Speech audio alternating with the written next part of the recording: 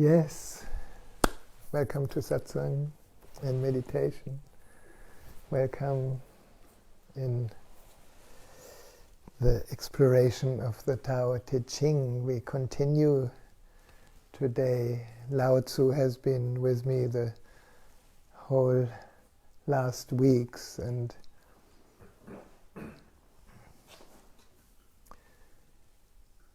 there is so much direct clarity and so much remembering. I don't know about you, and I don't know about everyone who is looking through Facebook Live. I warmly greet you, whoever you are, wherever you are around the world. And let this evening, here it's evening, in Europe it's morning, let it be just a wonderful opportunity to remember. That's all what satsang is. It's a reminder, it's a remembering of what is already true within all of us.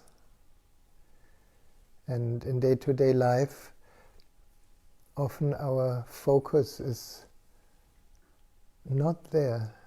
It is on objects, it's on outside situations and people and events and happenings. And there's nothing wrong with that, but it's beautiful to have a balance. The Sufis and the Muslims, they have a prayer 5 times a day to remember Allah. And maybe we don't need to be so structured, but it's very helpful to, in the middle of extreme business, to just sometimes stop, even for a few seconds, and to remember that there's something that is always here and aware.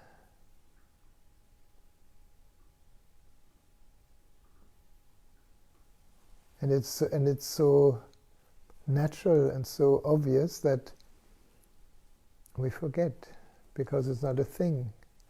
It is our true nature, however you call it, or like Lao Tzu calls it, the Tao.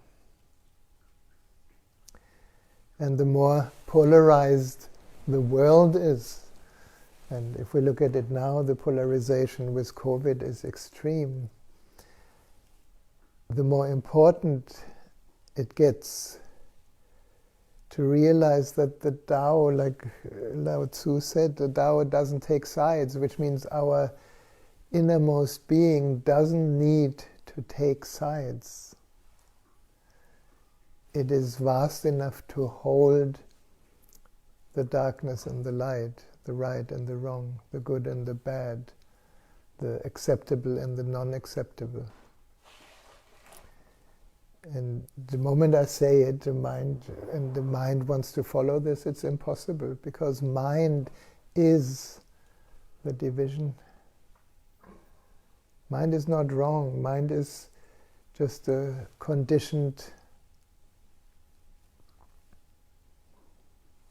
helpful tool to navigate through life. So we need mind. We are actually gifted by mind. Animals are totally at one with the Tao, but the difference is they are not aware of it. It's like the fish is swimming in the ocean, and it's not aware that he's swimming in the ocean. And only the human, and perhaps the dolphins, I'm not sure, and the whales. But we have this incredible chance, incredible gift of witnessing and discovering that which is witnessing is not limited to anything. Animals are limited in a way that they basically naturally live their program from birth to death. A dog is a dog is a dog. If he's a puppy or an old dog, he stays a dog. Whatever happens in our life, we can change our personalities extremely. We can change our belief systems. We can change our actions. We can change where we live. We can choose on a certain level how we want to live. We can learn skills. And when we've done all this, we can remember what is always here. And that's why we are here now. So let's see what Lao Tzu says about this.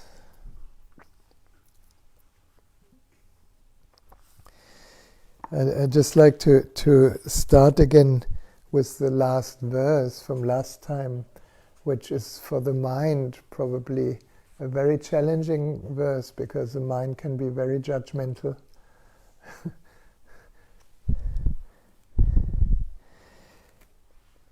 He says, "Other people are bright. I alone am dark. I alone am dull. Other people have a purpose. I alone don't know. I drift like a wave on the ocean. I blow as aimless as the wind. I'm different from ordinary people." Now, so far, when we hear this, perhaps we think of Malambimbi. Yeah, we see a few drifters in Malambimbi, that don't feel really grounded, and we feel, there are people that are very different, like this beautiful man that stands at the entry of the Malambimbi market and twist the hula hop, and for hours and hours he's singing, "Everything is good in the neighborhood, everything is good in the neighborhood," and he keeps hula hopping, and he's so in it, he's so total, and everybody passes has their own opinion about him. But people that maybe have condemned him a few weeks ago or months ago now start loving him because he's just so unique. So I am different from ordinary people. But now, take a deep breath. The last sentence is what makes a whole difference between somebody that basically is flaky and not clear or has some spiritual ideals. He says, "I drink from the great mother's breasts." What does that mean? I trust in existence. I relax into whatever existence gives me. I'm accepting and relaxing into this moment, because I know that that's all there is. I know that the body has come into being and it will go. And I drink from the Great Mother's breast. The Great Mother holds me. I don't know about you. Have you sometimes had the feeling that life, or whatever happens in life, may not be logical, but it holds us? It holds us in the deepest fear, in the deepest pain, in the deepest sorrow, in the deepest loneliness. And it holds us in the ecstasy, in the joy, in the happiness, in the overwhelm of beauty. I drink from the Great Mother's breast. If we can remember this, when something for the mind terrible appears in our life, like a sickness, like or a person close to us dies, or all these different traumata that people go through. I heard in the news, for example, today, somebody had a tandem jump out of an airplane, parachuting, and one partner died and the other is almost dead. Now, to find that I'm drinking from the Great Mother's breast in that moment may be very challenging. But we all have a time, where our time is up and we don't know when. Can I relax so much that that is also recognized as being held in the great adventure of being alive, and deeper than that, of being? I am different from ordinary people. I drink from the Great Mother's breasts. Why different? Because most of us, most of the time, have opinions and beliefs and interpretations, right? Anybody has that? Yeah. We interpret good and bad. Whatever fits for me is good, and whatever doesn't fit is bad. We are choices. We still choose. So now he explains what he means when he drinks from the Great Mother's breasts. The Master, and again, just to remember, when he says the Master, he talks not about an outside figure that dominates us in one way or the other. He talks about our innermost being. The Master keeps her mind always at one with the Tao, which means in any life situation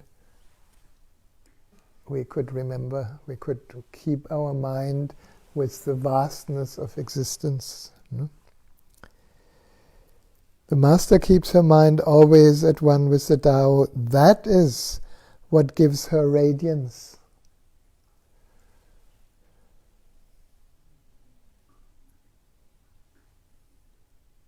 Again, I need to use the example of the Malambimbi market.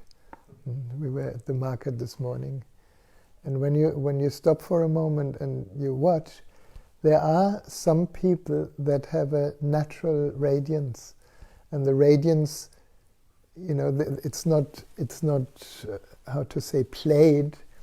It's not a show off. It is an inner light, and usually it's seen through the eyes. We recognize, wow, there's a beauty here. There's a presence here. There's something that is more of the formless than of the form. So the ones who keep their mind always with the Tao means those who are totally present. There's so many little children on the market, and some of the mothers, at least with their kid, are just totally there. And there's a beauty in it. It's very touching. And now he makes it a little clearer. The Tao, or who we are, is ungraspable. If we want to catch it, if we want to catch the radiance, there's nothing in our hands. We cannot grasp it. No? So how can her mind be at one with it? Because she doesn't cling to ideas. Mind is usually ideas. Mind is thoughts about things. No? Mind gets difficult when we derive a sense of self from what we think. We derive a sense of self from my idea, rather than seeing that any idea arises out of the not knowing of the Tao. So the Tao is ungraspable. How can her mind be at one with it? Because she doesn't cling to ideas. So the moment, there's nothing wrong with ideas. Ideas are creative outbursts of the mind. But the moment we make it mine and I am right, my idea is right, and your idea is not so good. We are in division. And then we want to grasp my idea. The Tao is dark and unfathomable. So how can it make her radiant? Because she lets it.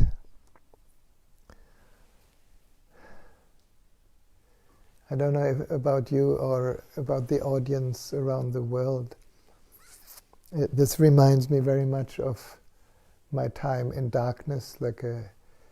I spent in India 10 days in a darkness meditation, in a dark room, very little food, just enough water, without knowing if it's day or night or early or late.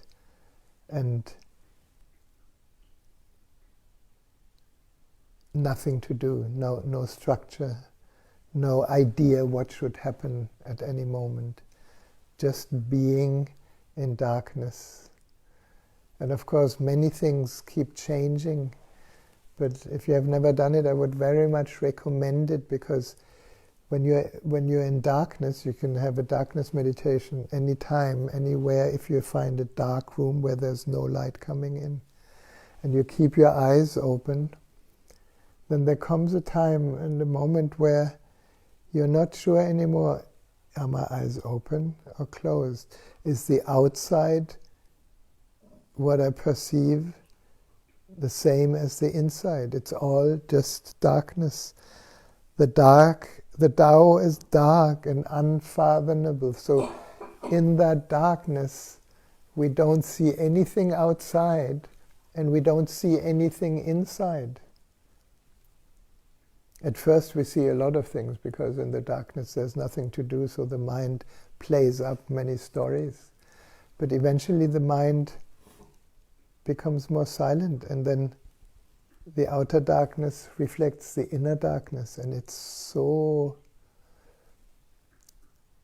very difficult, impossible to describe. It is so soothing, no? And then coming out after 10 days, and you see nature for the first time. It is, everything is radiant, everything shines in colors. It's unbelievable. No? So that's how I understand Lao Tzu says, the Tao is dark and unfathomable. How can it make her radiant? Because she lets it. In the darkness you let yourself be, and out of that being arises your natural radiance. You or we or I don't try to be radiant. That doesn't work. The letting go into darkness, into nothingness, is the light. It may sound absurd, but that makes for me total sense. So now he goes further and explains it even more incomprehensible, I would say. Since before time and space were, the Tao is. It is beyond is and is not. How do I know this is true? I look inside myself and see. And this is the whole science of meditation. Meditation is not finding anything. It is not about getting somewhere. It is not about getting enlightened. That's the biggest fallacy. It is finding that which is beyond all layers of our personality. And the moment we played this in many satsangs, when we investigated, inquired about what is the I. No? There's the object, there's the sensory experience, and there's the I that is aware of it. What is that? Does that have any substance? No? So Lao Tzu says it is beyond is and beyond is not. So mind has nothing to do here. It's beyond anything that the mind can grasp. How do I know it is true? Because we all know it is true, but it's not an intellectual knowledge. And this is where philosophers who study the Tao Te Ching, from my place, are kind of deluded. No? They make a philosophy out of this. This is not a philosophy. This is the truth. This is the reality. He says, how do I know this is true? I look inside myself and see. So what do I see? I see no isness, and I see isness. I see beyond is and is not. I see before time and before space. I just see, I know. And this knowing is way beyond intellectual knowledge. It's way beyond philosophy. It's way beyond, this idea. Yes, it's kind of a beautiful exercise of the mind, and Lao Tzu is an intelligent guy. Yes, he is. But since before time and space were, the Tao is. Now, you may remember that Jesus said,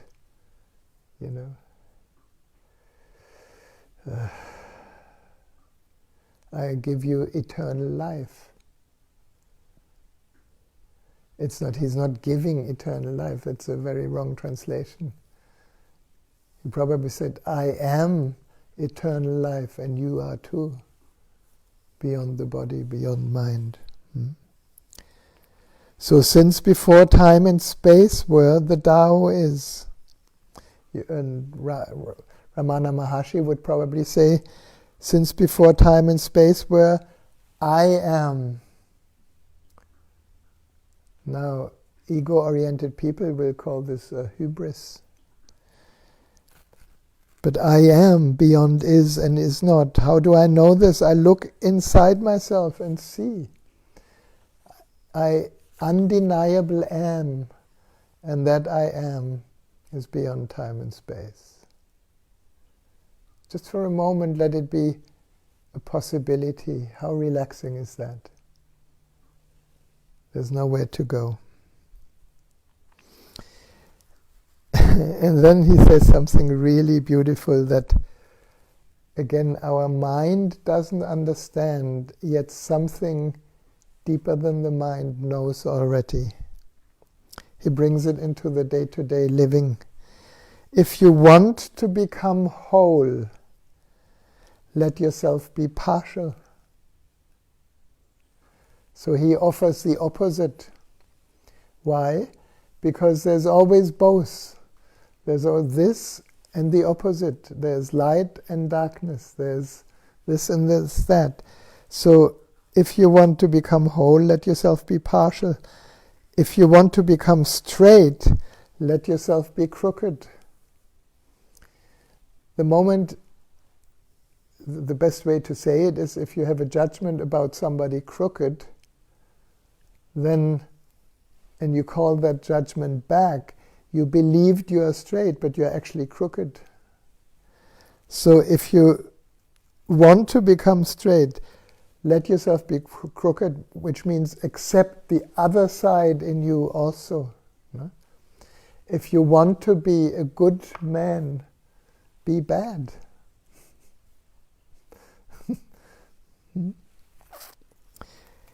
He said, if you want to become full, let yourself be empty. I think many of us had these glimpses. No?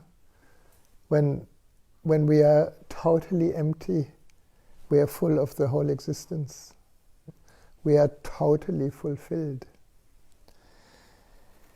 If you want to be reborn, let yourself die. Can you imagine? The whole world is really in deep, deep fear around this COVID, and how can we survive? And Lao Tzu invites you die and nobody understands what he says. It's not the physical death. The physical death apparently is a very small death. But the small death is very threatening to our sense of self. Let yourself die to your sense of self that is separate from the Tao. So if you want to be reborn, let yourself die. And if you want to be given everything, give everything up.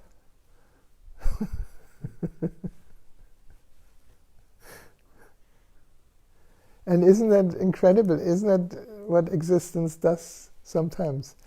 You know, it's like we try everything. We want to give everything. We want to have everything, and nothing works.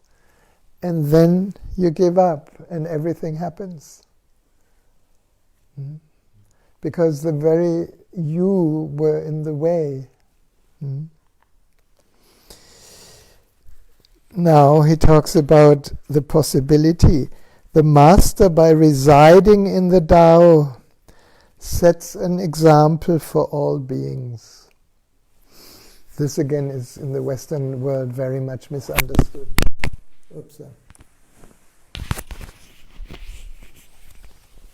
So if you want to be heard, drop the microphone.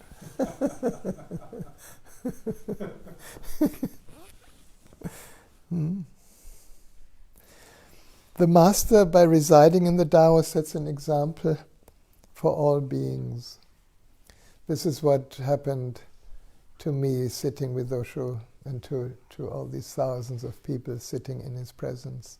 And I'm sure a few of you here, or a few of you watching on Facebook Live, had the experience of being in the presence of the Master. The example for all beings that the Master shares is not what he does. It is, if he's a true Master, he is emptiness in form. And there comes a moment, and Osho has been trying to kind of make us aware of this in the last years of his life by not coming out anymore so often, but just leaving an empty chair, pointing to the fact that he's totally empty. And when he's totally empty, the emptiness in ourselves started resonating, started in synchronicity. And out of this emptiness arose what most people could never understand, that deep master-disciple connection, which is actually not a connection within a thing, it's a connection of emptiness. It's a connection of radiance.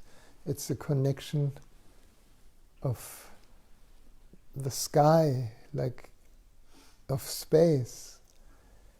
And so illogically we felt, or I can say I felt, but many of us in the same boat, totally showered by grace. Now that grace was not coming from a person to a person. It was radiating within the emptiness of the Master and resonating without our emptiness. So while we were in Pune, we all, or many of us, felt so enlightened. I've got it. And Osho said, wait a minute, go to the West, see if you're still enlightened. And we were kind of in that bliss in the West, maybe for a week or 2 or 3, and then we lost it all. And then we had to go back because it was still not grounded in our own being. So the Master, by residing in the Tao, which means by being completely empty and by being limitless, sets an example for all beings. Because he doesn't display himself, people can see his light. This is a very important piece here. The tendency of the ego, and I include myself here, is that when you have a glimpse, even a little glimpse of your own being, the ego grasps it and says, I got it. And that's a total illusion. When for me the door of perception opened quite widely and my mind said, I got it, I wrote a book. Which means my ego grasped it, that I got something. It's part of the game, obviously. No? But I needed to display myself. What a trap. No? And yet it was part of growing up, you could say. Because the master does not display himself, people can see his light. And it reminds me, Osho was traveling all around India for years and years and spoke to hundreds of thousands of people, and nobody got it. And only after years of traveling, he decided, no, this doesn't work. I need to gather people that really want to understand their being. So he started with 1, 2, 3 disciples. After hundreds of thousands, he invited a few into his flat. And then what he calls his true people, of course we are all his true people, slowly came. Because for one reason or the other we saw his light. And I think I talked about this before in Satsang. I remember, especially in Pune 1, but also in Pune 2, when he was speaking in the small auditorium, the Lao Tzu auditorium. Yeah. He came through a corridor, and quite a few seconds before his body became visible, there was this light appearing in that corridor. And nobody switched. I always thought, how do they do this? Is that a dimmer that suddenly the light rises? No. It was the radiance of nothingness coming in a body to see us. No? So, because he doesn't display himself, people can see his light. And when we were empty, I wasn't always empty, but sometimes, we felt like we are bathed in light. Can anyone relate to that? I mean, it's a very special relationship to a master. No? Because he has nothing to prove, people can trust his words. So all becoming somebody has ceased, all trying to prove and assert, your ego structure has gone. So because the master has nothing to prove, which means come to a place within you where you don't need to prove anything. You're already graced by the Tao. You're already housing the deepest wisdom within. So because he has nothing to prove, people can trust his words. And now comes a good one, that kind of shakes our sense of self to the roots. He says, because he doesn't know who he is, people recognize themselves in him. Can you grasp that? Because he doesn't know, he doesn't need to give himself a separate definition. And people recognize themselves in him, which means they recognize their inner freedom. They recognize that field, that space, that unlimited isness beyond the physical form, beyond the intellect, beyond the beliefs, beyond the identifications. beyond the thoughts. That's the only reason why it could be helpful to go beyond thought. Mm. Because he has no goal in mind, everything he does succeeds.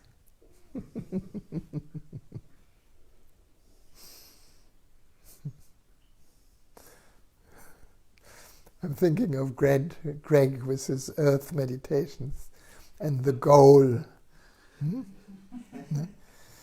Yeah. Because he has no goal in mind, everything he does succeeds. So that's a very tricky one. I've been kind of stumbling over this again and again, because somehow we are also here to allow our being to flower, and the expression of our being through the body-mind to actually find the right expression, or in psychology it may mean to find a purpose in life. I get often in counseling sessions a question, well, what is my purpose in life? Well, the purpose in life is to flower, to surrender to that which wants to flower in you. And that's kind of a very different viewpoint. And in English there are these two words. There is the goal and there's the vision. Now the vision, I call it like if you have a rosebud, the rosebud has the vision to become a rose, a full-blown rose. But there's no becoming in it, there's a surrendering to that which is already there in seed form. And I would say every true vision, whatever we have, arises beyond the sense of self.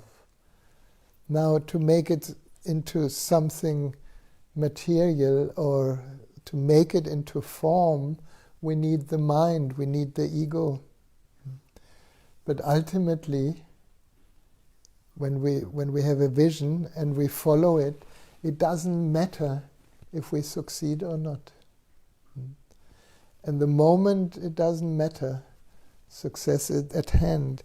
So because he has no goal in mind, everything he does succeeds.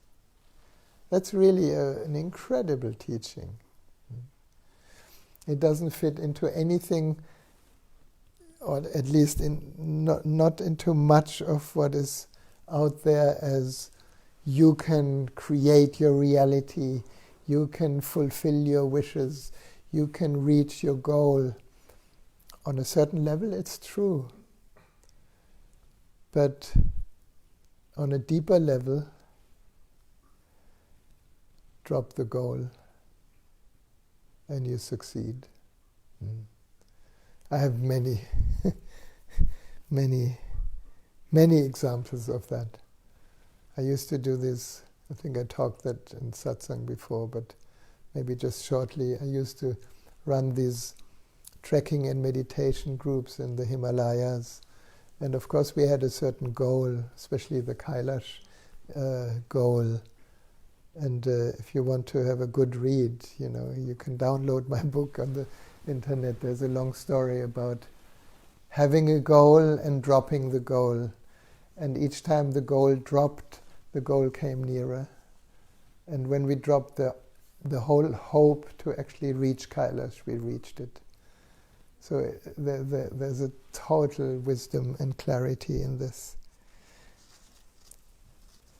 So the danger is that the mind makes a new ideal of having no goal, and that is a spiritual ego trip then. Oh, I'm free, I have no goal. No, not that. No. It's not a new ideal. It is an insight that when the mind proposes a goal, take it and let it go. So don't get too identified with the part of the becoming, because he has no goal in mind. everything he does succeeds. When the ancient masters said, if you want to be given everything, can you feel the rest? Give everything up. Yes. When you want to be given everything, give everything up. Yeah, Melly, 10 points.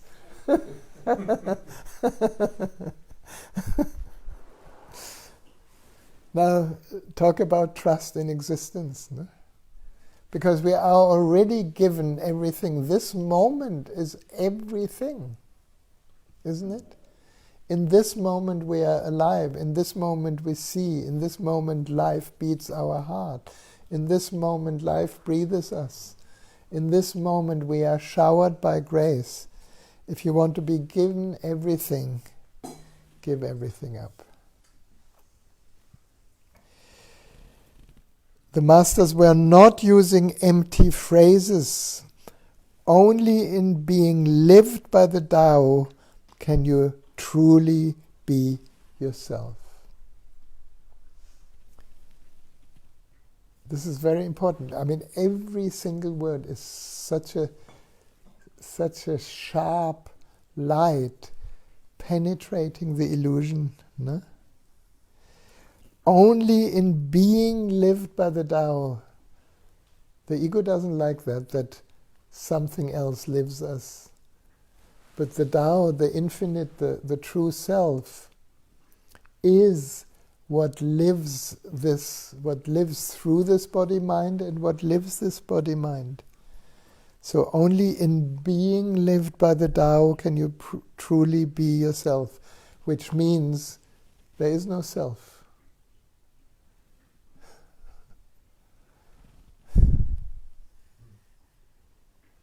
These are really verses to be meditated upon, to be sit with, to be digested, to be not intellectualized or philosophized about it. It implies, can we recognize that in this very moment, the little me doesn't do anything for life to be here. So who is living?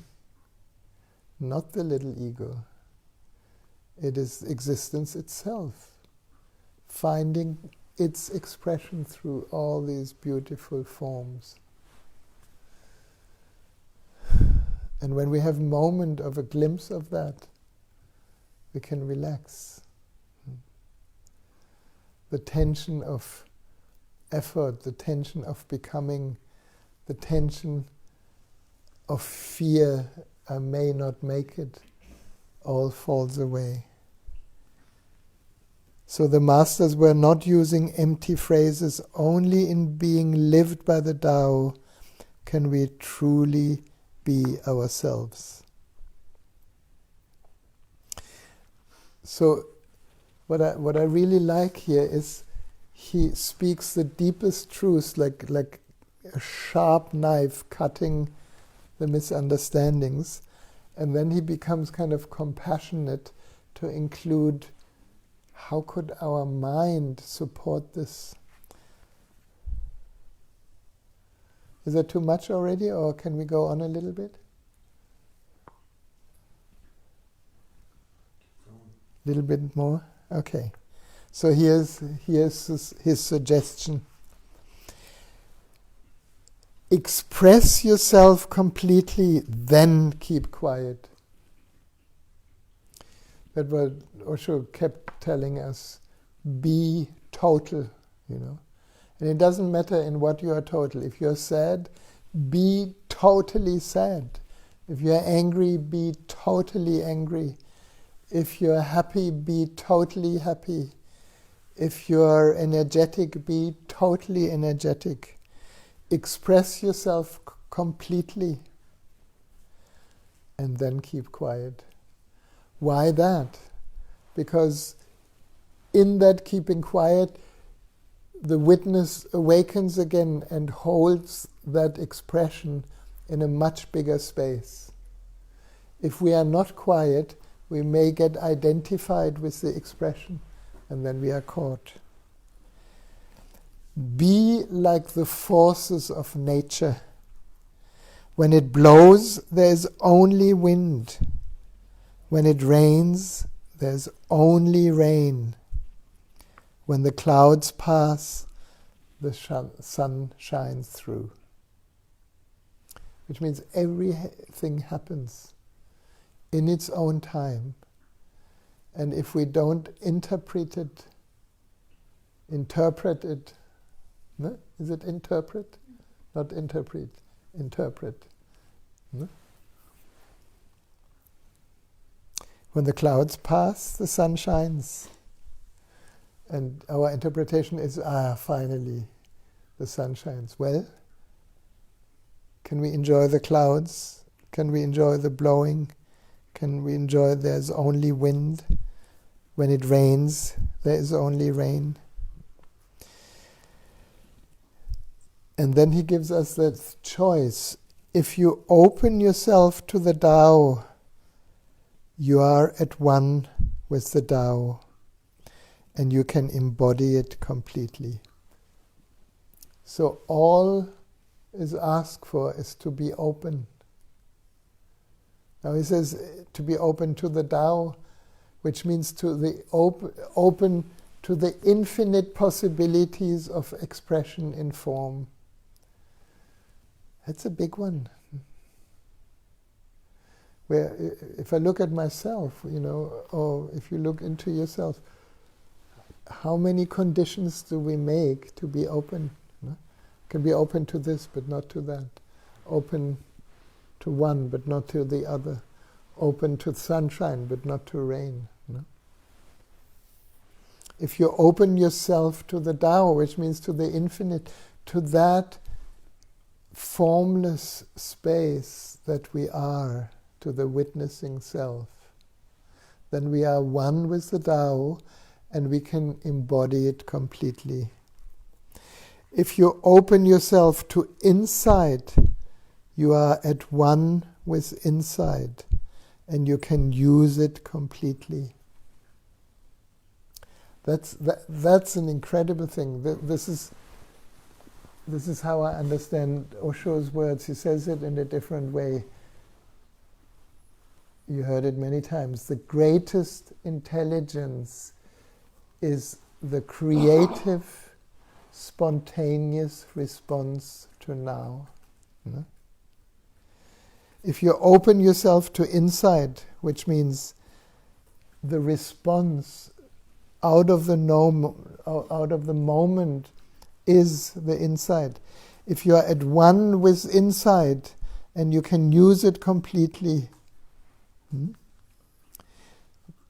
Let's say it again. If you open yourself to inside, you are at one with inside and you can use it completely. So the creative response, you're using your creativity, and you're not interested in the outcome. You're interested in the expression. If this is an important one, this is for many of us who have lost people. We just lost a very, very close and deep friend called Latifa, who passed away in northern Germany, who did an incredible contribution to this existence. So if you open yourself to loss, you are at one with loss, and you can accept it completely. That's a challenging one. We as humans, we prefer to be traumatized rather than to open to loss. That's a strange thing to say, isn't it? But so many times, and especially if you get a little bit older in your body, you will find many friends are gone, are dying, or things change and you lose your money, or you lose your house, or you lose whatever we lose. If you're at one with loss and you can accept it completely. Sorry, if you open yourself to loss, you are at one with loss, and you can accept it completely. And that is something that is incredibly strong, also in my own experience. And the total surrender to the very abyss of loss. Something appears that is not logical but real. For me it's been love and gratitude. Many times. Mainly when my wife Nura died. That was probably the biggest loss I experienced in this life. And yet, at the core, at the opening to the abyss, is love and gratitude. And then he says, open yourself to the Tao, then trust in your natural responses, and everything will fall in place. That's exactly the same thing that Osho says. No? Open yourself to the Tao, then trust your natural responses, and everything will fall into place. Because the greatest intelligence is a spontaneous, creative response, a natural response to the now. And in that moment we are aligned with the Tao and everything falls in place. That is just with this sentence we could have a whole week of exploration. I've got a question for you from Marie Powers. Yeah. Okay, a question from Marie. Hi Maria. In your eyes, Rahasya, why the preference for traumatized suffering or darkness? In my understanding, all of it appears through an unconscious resistance to the isness of things. And resistance is one of the secret tools to preserve a separate sense of self, which is called ego. My friend Steve, who sits here and reads your questions, he wrote a book, Life Begins When Resistance Ends. Actually, it's called Inner Sky. No? No? So, I think, you heard me say that many times, Maria. Can you relate to that? You see, I don't want to diminish or ridicule trauma, because there is a lot of trauma in the world. Because unfortunately there's a lot of unconsciousness, and unfortunately the depths of meditation has not reached so many beings, so many Buddhas in the making. I call us all Buddhas in the making. And the deeper we reach, trauma can only happen when there is a separate sense of self. I am separate and I am traumatized. And unfortunately, again, unconsciously, it's nobody's fault. I'm not condemning it at all. It's just an insight inside myself, is that trauma is often a hindrance to totally letting go, because it's an unconscious holding on to an identity that is not you. And that's why Lao Tzu says, if you want to be reborn, die completely. Now, who wants to die? So, beautiful trauma work is actually an invitation to die. Beautiful counseling is an invitation to die. Beautiful care is an invitation to die. But I'm not talking about the physical death. I'm talking about the egoic identification with a limited part, rather than a recognition that we are the Tao, we are one, we are the one. Does that make any sense, Maria? She said yes. Good. Thank you.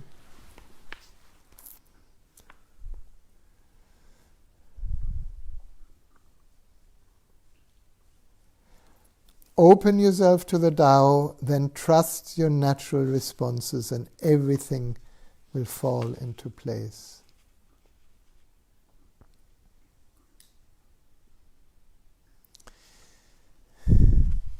I think we leave it here. There's such a richness in this. No? And rather than trying to get it intellectually or philosophically, let's sit with that for a while. Maria has a follow-up question. Yeah, follow-up question. Why then the need of the spare I am? Separate, I think she's trying to say. Yeah. Why then the need of a separate I am? Why the need of a separate I am? There's no need for a separate I am. It is just a human condition.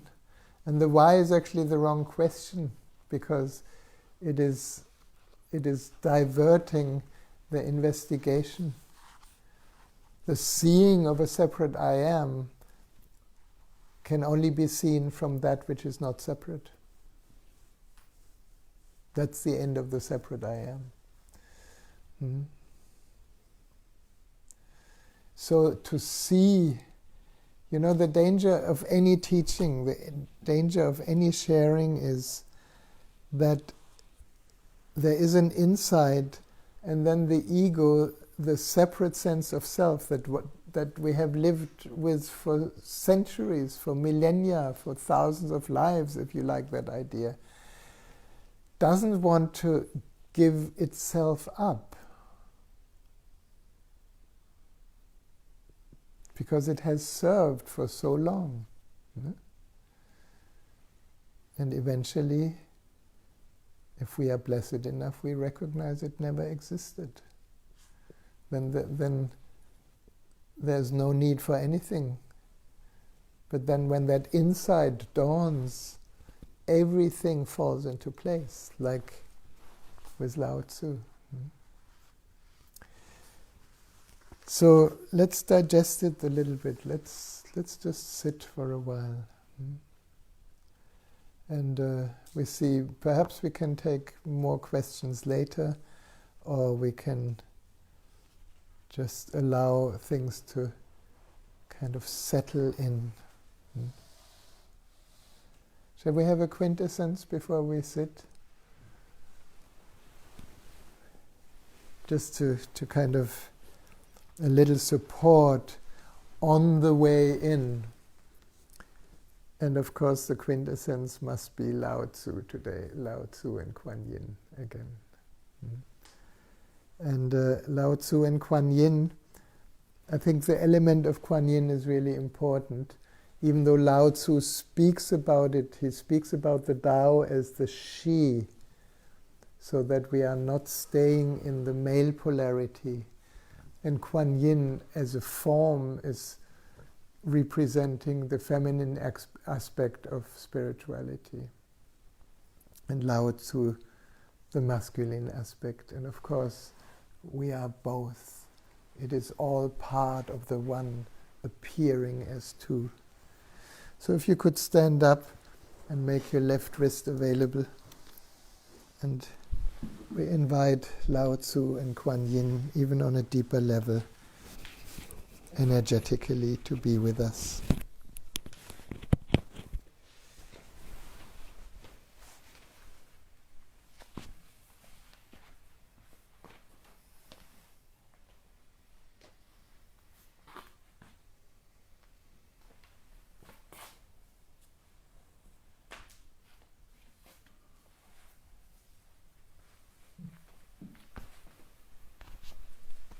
Yes.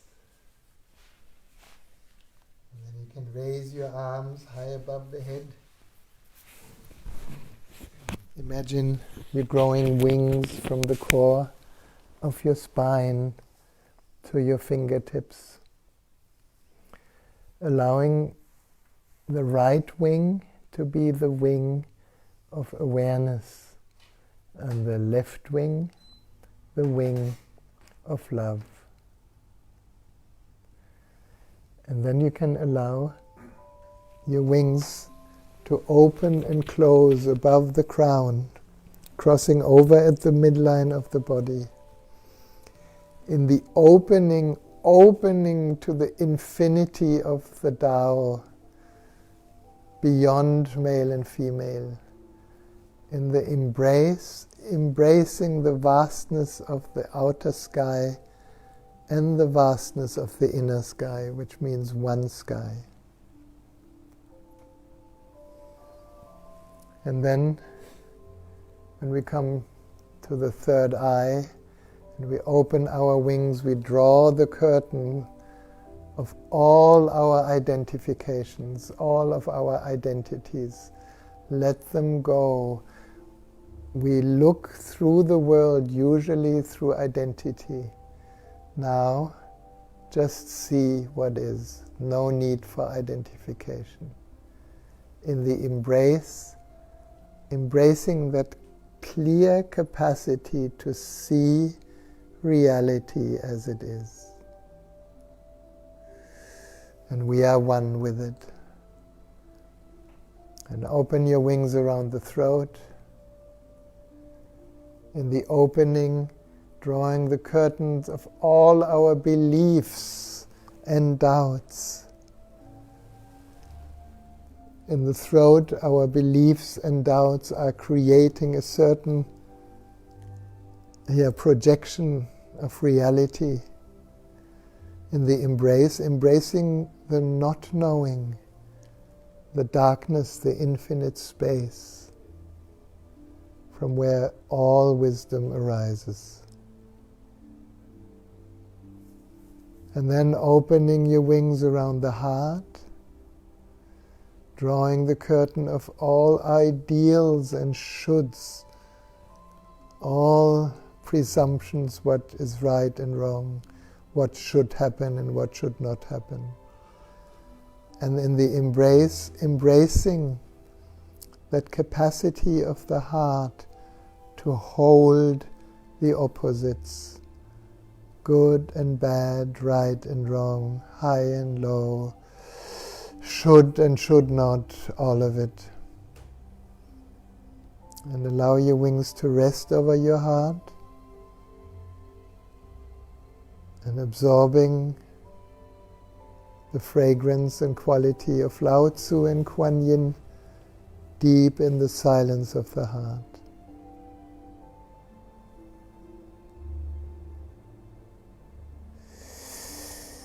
And now opening your wings and embracing the solar plexus. In the opening, laying down your protection layers, all your weapons, all your power trips, all your strategies of separation. And in the embracing your uniqueness. Embracing the fact that there's no one like you in the whole universe.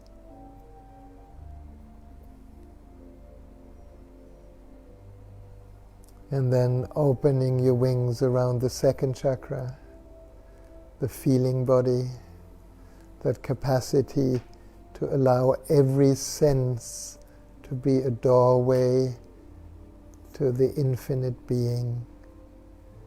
And in the embracing all the nuances, all the different weathers, the rain, the storm, the sunshine, the happiness, the sadness, all emotions. And as we hold them, we allow the Tao to cradle what we call the inner child and tenderly embrace all the contradictions. And opening and closing around the first chakra, opening to life itself within this body, and embracing all these wonderful expressions of life through this body. and our sexual energy. And then gently around the legs until you come to touch the earth, touching the ground. And this is a good moment to let go. Let go of anything that the mind has tried to grasp in this talk, in this day. Just become empty for a moment. Empty of thought, empty of beliefs, empty of identification, empty of knowledge, empty, empty, empty. And see what is here when everything is gone.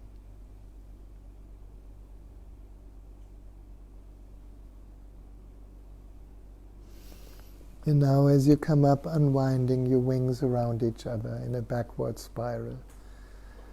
Just unwinding any residues of the fibers of the holding mind. Until we stand for a moment open as space in space, where everything is held in space as space. And bringing your palms together and your wrists close to your nostrils, and taking 3 deep breaths of this fragrance into the temple of the body.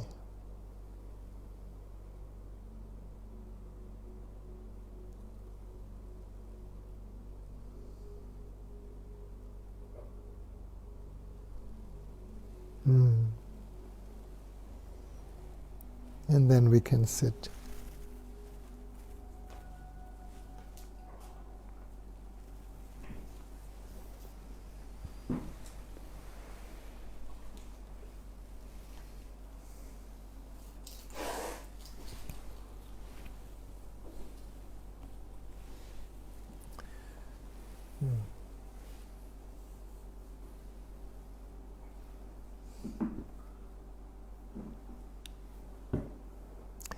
I want to dedicate the light of the candle today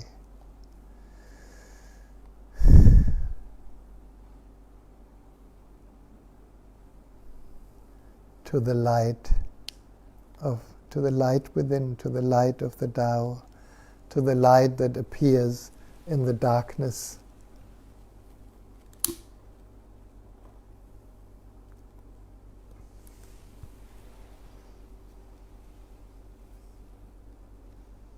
And also I want to dedicate it to our friend Latifa, who has been very influential in my life and in many people's lives. May she soar high, maybe she find this new freedom.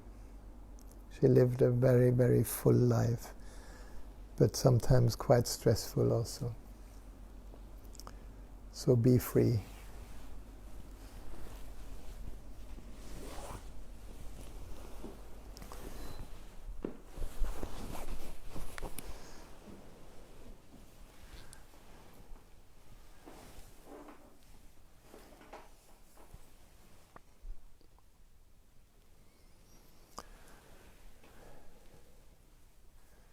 So we will be sitting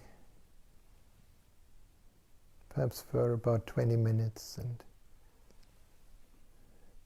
all the words, so many words, let them take you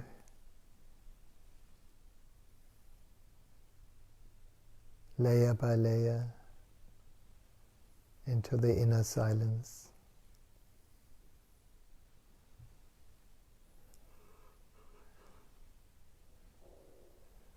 Just sit silently, and whatever appears in consciousness,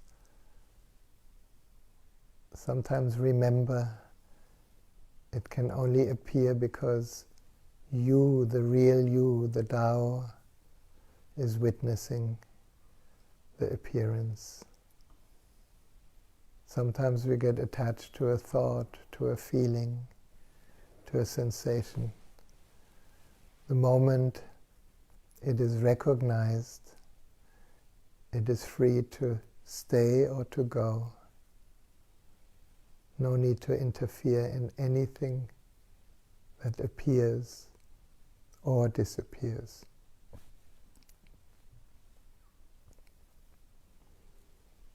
No goal, nobody to become, nothing to achieve. Rest as the Tao. Rest as the natural, great peace of the space that we are.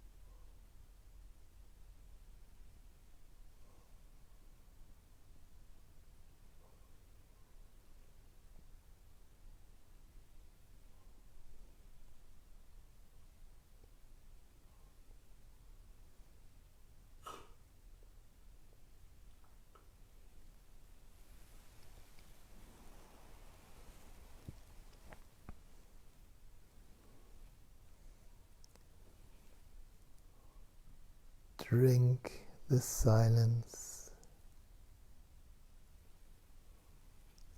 Let it permeate every cell of your body.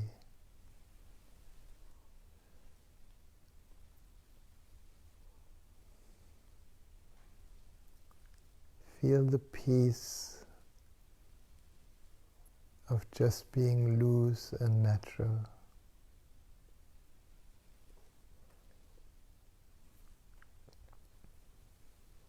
The peace behind all events.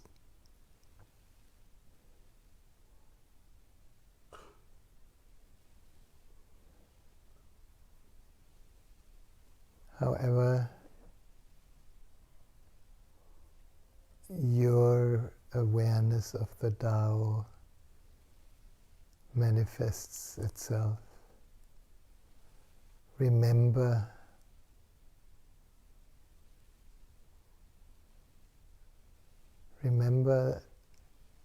this unknown, where we come from and where we are going.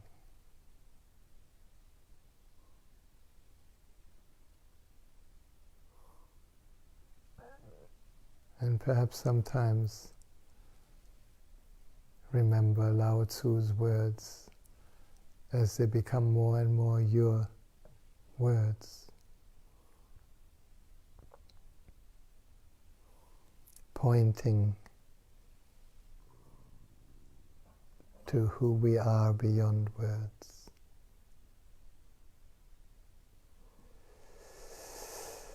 And from that depth inside, we can take a deeper breath.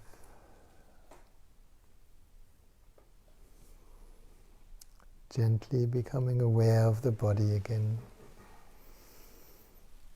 Maybe moving a little bit.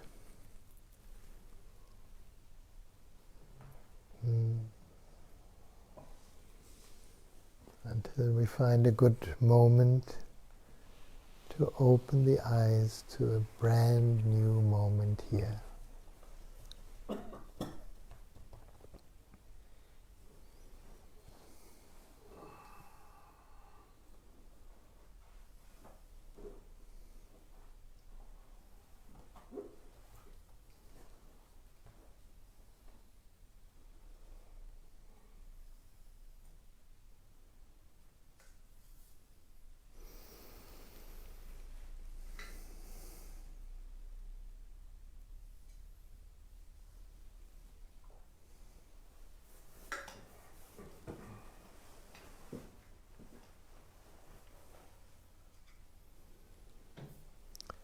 Yes.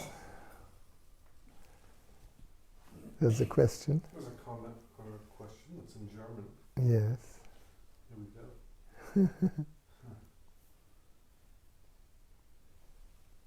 From Shendo. Katarina Koenig.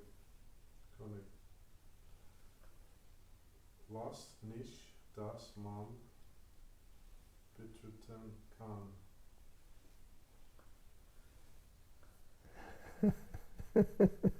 Try again. Was nicht, dass man betreten kann. Be- Can. Bish. B-E-I-T-R-E-T-E-N. B-E-I-T-R-E-T-E-N.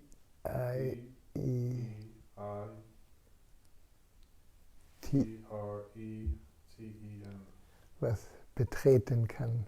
Yeah. That which you cannot move into or step into, because we are it. Very good. Das, was man nicht betreten kann. Das ist von Gender Koenig.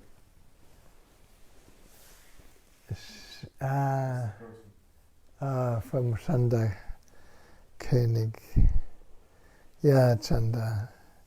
Vielen Dank. Das, was man nicht betreten kann.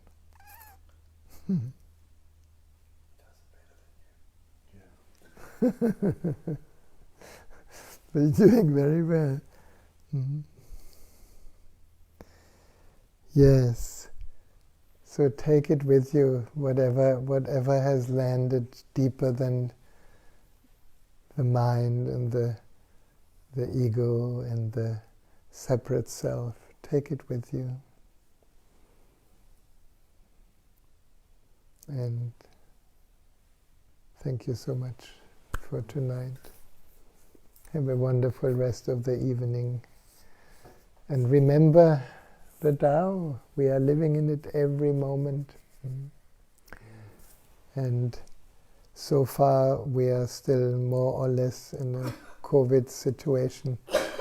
So next Friday, online Satsang again on Facebook Live. And if something changes, if we can invite more guests, we have always a kind of a maximum of 5 here in these restricted moments. And let whatever has been said today, let it take you by the hand to guide you through the chaos of the COVID, because there's a clear light within that can shine on your way, on our way, on each way. So thank you. Namaste. And thank you everyone who is joining us tonight. It's somehow so precious. Thank you for giving the opportunity to remember. Much love.